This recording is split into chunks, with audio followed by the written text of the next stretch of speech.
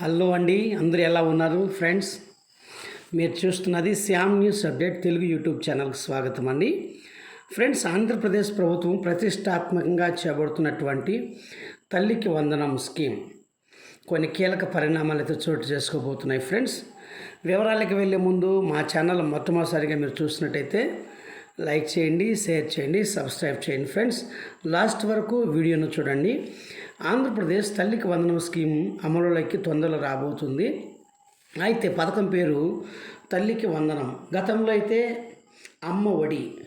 మరి ఆర్థిక సహాయము ఆంధ్రప్రదేశ్లోని పిల్లలు ఎంతమంది అయితే ఉన్నారో ప్రతి ఒక్క విద్యార్థికి 15,000 రూపాయలు మాత్రమే వర్తిస్తుంది. లబ్ధిదారులు రాష్ట్ర ప్రభుత్వ పాఠశాల చదువుతున్న పిల్లలు.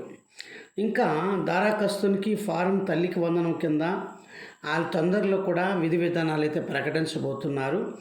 ఆంధ్రప్రదేశ్ విద్యాశాఖ మంత్రి వారు గత వారంలో అయితే ప్రకటించడం జరిగింది. పాఠశాలకు వెళ్ళే పిల్లలందరికీ కూడా ఏడాదికి ఒకసారి ఆర్థిక సహాయం అందజేస్తామని ఆంధ్రప్రదేశ్ టీడీపీ జనసేన కూటమి ప్రభుత్వం అయితే ప్రకటించడం జరిగింది. ఇందుకోసమే ప్రభుత్వం ఆంధ్రప్రదేశ్ తల్లికి వందనం అనే పథకాన్ని రాష్ట్ర వ్యాప్తంగా అమలు అయితే చేయనుందండి. ఈ పథకంకి ప్రభుత్వ పాఠశాలకు వెళ్ళే పిల్లలందరికీ కూడా 15,000 రూపాయలు పథకం కింద అందించే ప్రయోజనాలు వేరుగా లబ్ధిదారుని యొక్క తల్లి ఖాతాల్లో డబ్బులు జమ అవుతాయి. ఈ పథకం యొక్క ప్రధాన లక్ష్యం ఈ పిల్లల నుంచి భవిష్యత్తు కోసం విద్యను అభ్యసించేలా ప్రోత్సహించడం, మరియు రాష్ట్ర అక్షరాస్యత రేటును మెరుగుపరచడం. ఈ పథకం గతంలో జగనన్న పథకం అయితే అమ్మఒడి పథకాన్ని పోలి ఉంది. అయితే ఇది సంవత్సరానికి 15,000 రూపాయలు అయితే ప్రభుత్వం అయితే సహాయం చేయబోతుందండి. దీని యొక్క కొత్త పేరు ఏంటంటే తల్లికి వందనం యొక్క పథకం యొక్క ప్రయోజనాలు, దాని యొక్క అర్హత, మార్గదర్శకాలు అనుగుణంగా పిల్లలకి అయితే ఫార్వర్డ్ చేయబోతాయండి. ఎన్నికల మేనిఫెస్టోలో భాగంగా పాఠశాలకు వెళ్ళే ప్రతి విద్యార్థికి తల్లికి వందనం కింద 15,000 రూపాయలు అందించబడతామని చెప్పింది. రానున్న రోజులలో ఈ ప్రభుత్వం ఈ పథకాన్ని అయితే ప్రకటించేటువంటి అవకాశం అయితే ఉంది. ఏపీకి తల్లికి వందనం పథకం కింద దారాకస్తుదారులందరూ కూడా ఏపీకి ఫారంను ప్రజలు పొందడానికి కోసం సమర్పించడం తప్పనిసరి. అయితే ఈ అప్లికేషన్ మోడ్ ఇంకా కూడా ఆధారాలు అయితే ఇంకేమి లేవుంది. ఇటువంటి వివరాలు తొందరలో కూడా పొందుపరుస్తామని ప్రభుత్వం అయితే చెప్పడం జరిగిందండి. తాజాగా ఏమేం కావాలంటే ప్రతి సంవత్సరం విద్యార్థులకు 15,000 రూపాయలు పడాలంటే ఆంధ్రప్రదేశ్ పౌరులై ఉండాలి.